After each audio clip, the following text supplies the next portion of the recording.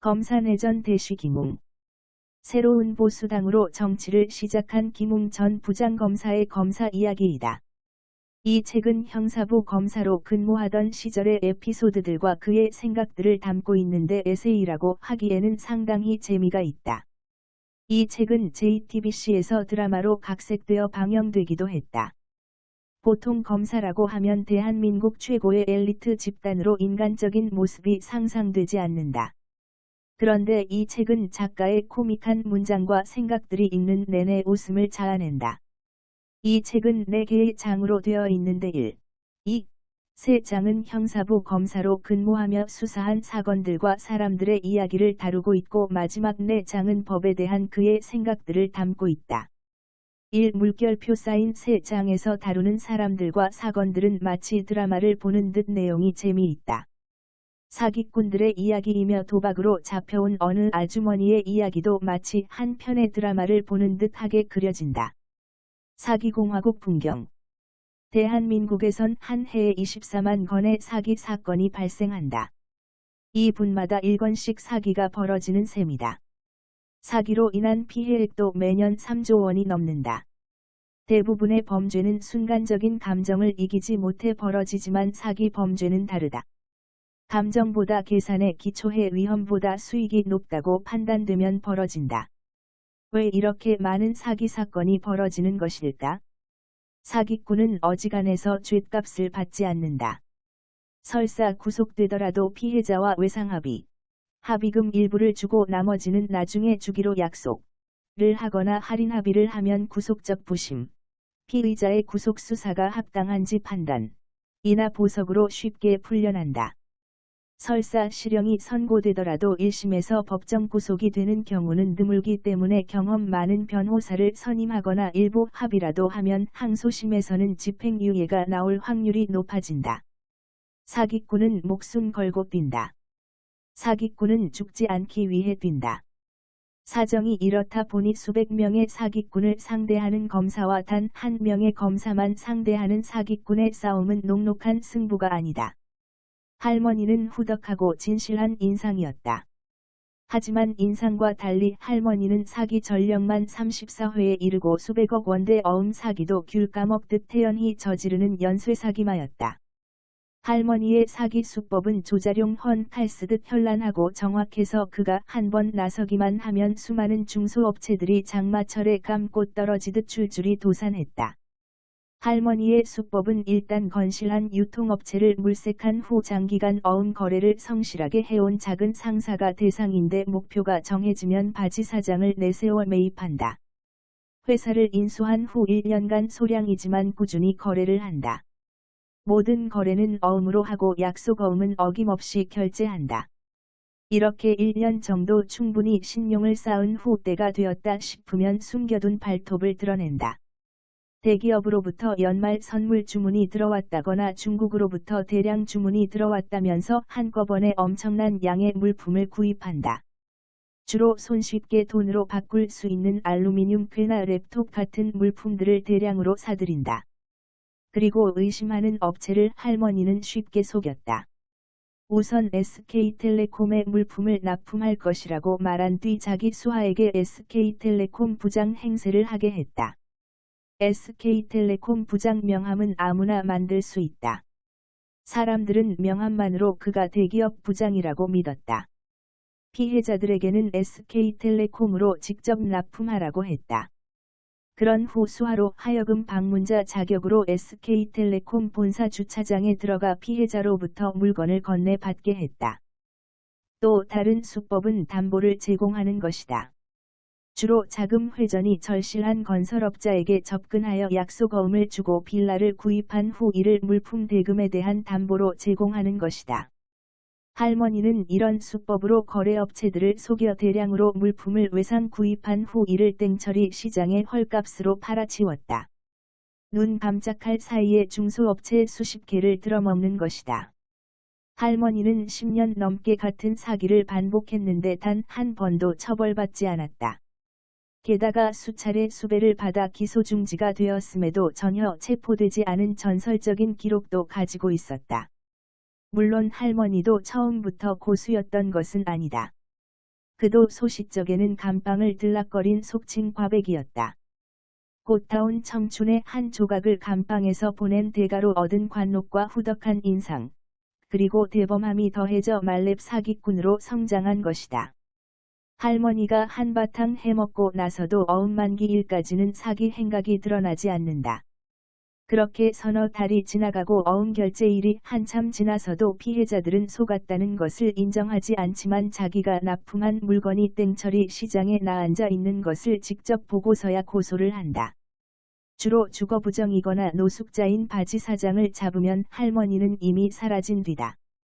할머니를 수배한 뒤 사건을 기소 중지하고 나면 일에 이 번지년이 훌쩍 지나간다. 할머니는 새로운 검사에게 자신의 사건이 재배당된 것을 확인한 후 토요일 오전을 택해 느닷없이 검사실로 쳐들어온다. 할머니는 묻지도 않은 자신의 고향 이야기부터 청산과부가 되어 안 해본 일 없이 고생했다는 이야기며 연탄가스 먹고 죽을 뻔한 이야기 등 눈물 없이는 들을 수 없는 넋두리를 하다가 느닷없이 우리나라 경제력 집중에 대해 어떻게 생각하느냐고 묻기도 한다. 자신의 말이 통하지 않자 할머니는 오래되어 구깃구깃한 진단서를 보이며 현기증이 난다고 하면서 연기를 펼치기 시작한다. 급기야 외객 소리를 치더니 쭈그려 앉고 바닥으로 쓰러졌다. 입에서 거품을 물고 경련을 일으키고 있다. 그런데 특이하게도 세제 냄새를 좋아하던 저자의 코에 익숙한 냄새가 난다. 그녀가 입에 문 거품에서 세제 냄새가 났다. 할머니는 최후의 수단으로 미리 하이티를 환으로 만들어 몰래 가져온 뒤 불리한 상황이 되면 입에 넣고 침으로 녹여 연기를 하려고 했던 것이다. 결국 할머니는 구속됐다. 초인적 능력을 지닌 그들. 검사실에 있어서 좋은 점 하나는 심심찮게 기적을 목도하거나 영화에나 나올 법한 슈퍼히어로를 만날 수 있다는 것이다. 엑스맨의 울버린이나 언브레이커블의 던처럼 초인적인 회복 능력을 가진 돌연변이들도 만난다. 울버린 김씨는 불운의 아이콘이자 세상의 불행을 홀로 안고 가는 우주의 속죄양이었다. 어찌나 불행했던지 운전만 하면 여성 운전자가 김씨의 낡은 프레스토를 들이받았고, 일방통행로에 들어서면 역주행하는 차량이, 교차로에 들어서면 신호위반하는 차량이 반드시 김씨의 차를 들이받았다. 그러다 보니 그는 불과 몇 년 사이에 40여 회의 교통사고를 당했다. 그때마다 김씨는 극심한 중상을 입었다. 고물 프레스토가 전혀 부서지지 않았음에도 김씨가 그리 중상을 입은 것을 보면 상대방은 아마 내력을 실어 적의 내장을 파열시킨다는 무당면장을 사용했던 것 같다. 그러나 김씨의 불운이 고물 프레스토 탓은 아니었나 보다. 걸어 다닐 때도 그의 불행은 멈추지 않았던 것이다. 정차했다가 출발하는 차량들은 꼭 김씨의 엉덩이를 치고 갔고, 좁은 골목길을 오가는 차량은 하필 김씨의 발등을 역과했다. 세상의 불운이란 불운은 모두 진공청소기처럼 빨아들이던 김씨는 대신 초인간적인 자가 치유 능력을 타고났다. 그래서 발등을 찍히고도 하루 만에 완치되어 다른 차에 같은 발등을 찍히는 기적을 행하기도 했다. 김씨가 당한 사고가 허위 사고라는 사실을 밝힐 방법이 없었다. 금융감독원 보험조사국에서 개발한 보험 사기 인지 시스템을 통해 저자는 김씨가 그동안 38건의 보험 사기를 알아냈다. 이 시스템으로 재미를 본 후 그는 몇 건의 수사를 더 진행했다고 한다. 전현직 택시 기사 30여 명이 가담한 보험 사기와 조직폭력배들이 조직 재건을 위해 저지른 보험 사기 등을 적발했다. 그리고 이들이 주로 이용하던 특정 병원에 관심을 갖기 시작했다. 대개 이런 병원들에는 공통점이 있었다. 병상보다 환자 수가 많고 그들 대부분은 교통사고 환자이며 어떤 환자든 동일한 진단과 처방을 받는다는 점이다. 병원장은 우리 사회의 강자였다. 병원장을 조사하는 동안 그 병원장은 인맥을 동원해 저자를 압박했다. 거짓 증인을 내세워 거짓 증거들을 제시했고 결국 그 병원장은 구속하지 못했다. 그가 다음으로 흥미를 가진 것은 정비공장 보험 사기였다. 정품 부품으로 정비를 하는 것처럼 속이고 보험금을 타는 정비업소를 적발하는 것인데 이런 곳을 일명 통공장이라고 부른다. 사기범 김씨부터 부당 보험금을 타는 병원과 정비소는 인간이 가져야 하는 최소한의 공감과 책임감을 완전히 벗어버린 진정한 돌연변이들이다. 법의 본질. 법대로 하자는 말. 법대로 하자는 것은 원칙과 규범을 따르기보다는 대중의 욕구와 분노에 좌우되는 경우가 많다. 역사적으로 그랬고 지금도 그런데 젊은이를 건방지게 만들고 신을 믿지 않았다는 죄명으로 유죄를 선고받은 소크라테스의 재판도 시민들의 선택에 따른 결과였다. 1431년에 있었던 잔타르크 재판도 마찬가지다. 무시무시한 영국의 장국대로부터 오를레앙을 수복하고 발로아 왕조를 지켜낸 잔타르크의 죄명은 신의 계시를 받았다고 주장하고 남장을 했다는 이유였다. 당시 재판정에 있던 모든 사람들은 잔타르크의 화형 선고에 환호했다.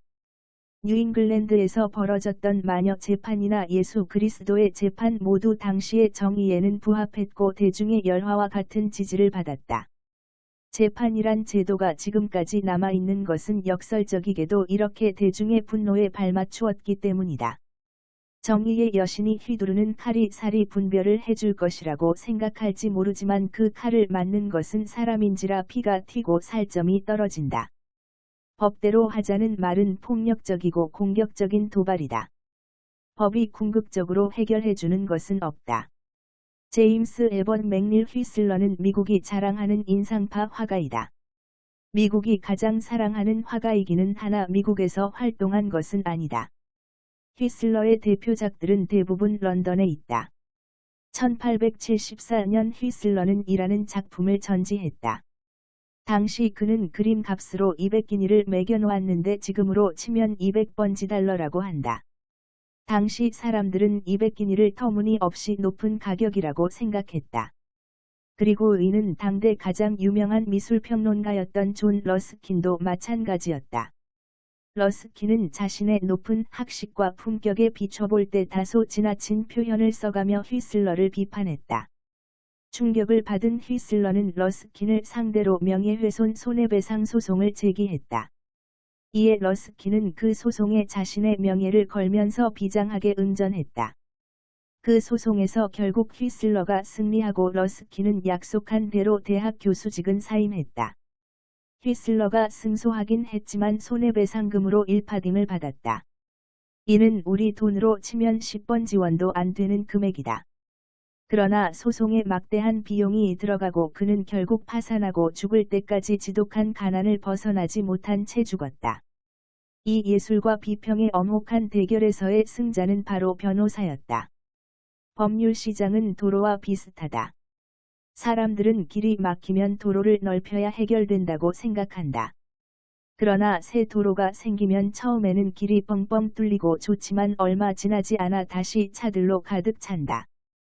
법률 시장도 마찬가지다. 소송 비용이 올라가고 법률 시장에 대한 불만이 터져 나오면 변호사 수를 늘리자는 말이 나온다. 그러나 도로를 넓히면 그만큼 차에 대한 수요도 늘어나게 된다. 마찬가지로 법률가가 늘어나면 법적 분쟁과 소송도 늘어난다. 변호사의 나라 미국의 사례를 보면 100번지만 명 이상의 변호사가 들끓고 있는 미국이 이상적인 사회라고 생각하는 사람은 없다. 한 예로 미국의 의료계는 무분별한 소송이 얼마나 황폐한 결과를 낳을 수 있는지 잘 보여준다.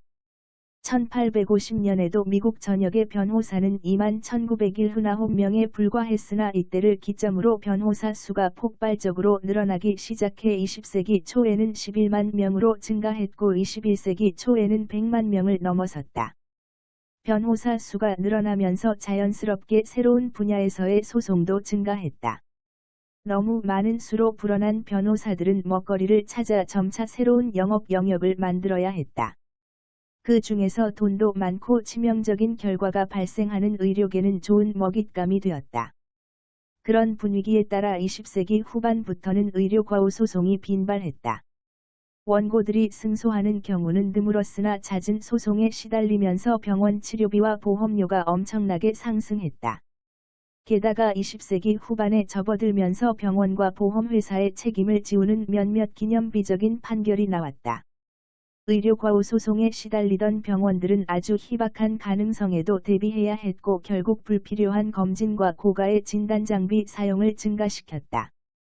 당연히 이것들은 의료비를 천문학적으로 끌어올렸다. 헬기로 이송했다면 생명을 구할 수 있었을지도 모른다는 이유만으로 엄청난 손해배상 책임을 지우는 판결이 나오자 대부분의 병원들은 그다지 급하지 않은 상황에서도 헬기를 불러 환자를 이송하게 했다. 물론 그 비용은 모두 환자와 보험회사에 청구된다. 당연히 보험회사는 살인적인 보험료 인상과 보험 가입 거절로 그 비용을 소비자에게 전가했다. 그래서 미국의 의료보험이 그 모양이 된 것이다. 이런 상황은 의료업계에만 국한된 것이 아니다. 미국의 많은 분야에서 끊임없는 소송이 벌어지고 있다. 이제 사람들은 법이 궁극적으로 해결해주는 것은 아무것도 없다는 것을 알아채기 시작했다. 인공지능으로 법률 전문가가 대체된다는 것의 법조계의 반응은 양심과 상식이라는 것은 기계가 대체할 수 없다고 비판하는 입장이다. 과연 그럴까? 인류를 민주주의라는 낯선 신천지로 이끈 것은 사실 구텐베르크이다. 1440년 구텐베르크는 금속 활자를 만들어 문장에 맞게 작입기한 후 올리브나 포도를 착즙하는 기계에 넣고 찍는 방식으로 인쇄를 했다. 인쇄라는 뜻인 프레스는 이와 같이 착즙기계를 누르는 방식으로 인쇄한 것에서 유래한 말이다. 구텐베르크의 인쇄술이 개발되고 시가로 2천만 원 가량 하던 책값이 7만 원 정도로 대폭락했다. 인쇄술의 개발로 책값이 떨어지자 이제는 누구나 책을 접할 수 있게 되었다. 가장 먼저 독일을 중심으로 라틴어가 아닌 독일어로 쓰인 책들이 쏟아지기 시작했다. 그 결과 귀족들과 성직자들이 독점하던 지식과 성서의 내용이 일반 대중에게까지 급속도로 퍼졌다. 상류층 입장에서는 성서가 민중에게 널리 퍼지는 것이 극히 두려웠다. 그들은 술이나 기름 따위를 짜던 기계로 만든 책에는 인간의 영혼과 수고가 깃들지 않았기 때문에 그런 책들은 기계의 낙인에 불과하다고 경고했다. 신의 섭리나 진리는 무척 어렵고 미묘한 것이기 때문에 고귀한 사람들이 중간에서 해석하고 전달해 줘야 한다고 말했다. 상류층의 두려움은 곧 현실이 되었다. 1524년 성서를 독일어로 번역한 토마스 뮌처가 이끄는 30만 명의 독일 농민들은 봉건압제에 대항하여 봉기했다. 이후로도 더 많은 농민들과 농노들이 봉기하고 죽어갔다. 그 많은 전쟁과 학살 속에서 손톱 자라듯 자유와 인권은 조금씩이나마 꾸준히 자랐고 결국 신분제도와 전제 정권은 대부분 사라졌다. 기계의 낙인이자 악마의 술책이라는 인쇄술은 자유와 평등을 낳았다. 알파고가 이세돌을 이긴 후 대부분의 인류는 인공지능의 시대가 왔음을 받아들이게 되었다. 나아가 이제는 인공지능이 법률 서비스를 제공하고 판결을 할 수도 있다는 것을 누구나 예상할 수 있게 되었다. 그러나 일부 사람들은 기계가 사람의 운명을 좌우하는 것은 인류의 보편적인 존엄성과 헌법에 반하고 민주주의에도 위배된다고 주장한다. 하지만 알파고의 승리도 인류의 승리일 뿐이다. 즉, 알파고는 새로운 바둑을 둔 것이 아니라 인류가 쌓아온 바둑의 역사와 기사들의 빛나는 두뇌를 재빠르게 펼쳐 보인 것에 불과하다. 그래서 이세돌을 이긴 것은 기계가 아니라 시간이었다. 내비게이션을 따라 운전한다고 티맵이 나를 조종하는 것이 아니듯 인공지능으로 판결을 하고 법률 서비스를 제공한다고 해서 기계에 종속되는 것은 아니다. 기계가 인간의 운명을 결정짓는 것은 신성모독이라는 위협은 이미 인쇄술 논쟁에서 허구라는 것이 밝혀졌다. 악마의 속삭임이라는 인쇄술이 인류에게 자유와 평등을 가져다 주었듯이 인공지능은 인류에게 공평한 법 적용이라는 신천지를 최초로 선사해 줄지도 모른다. 국민들에게는 재판을 청구할 권리가 있다. 판사의 판결이 우리를 슬프게 하는 경우는 많다. 2008년 청주에서는 정신지체의 16세 소녀를 수년간 성폭행한 일가족 4명에 대해 집행유예를 선고한 사례도 있다. 많은 판결들이 어처구니 없는 결론을 내리는 경우가 많다. 따라서 재판에도 불복할 수 있는 절차가 있어야 한다. 대부분의 선진국에는 재판에 불복 절차가 있다. 미국의 경우 주대법원의 판결도 연방대법원의 심판 대상이 된다. 유럽의 대부분 국가들은 헌법소원의 대상에 재판을 포함시키는 것으로 해결하고 있다.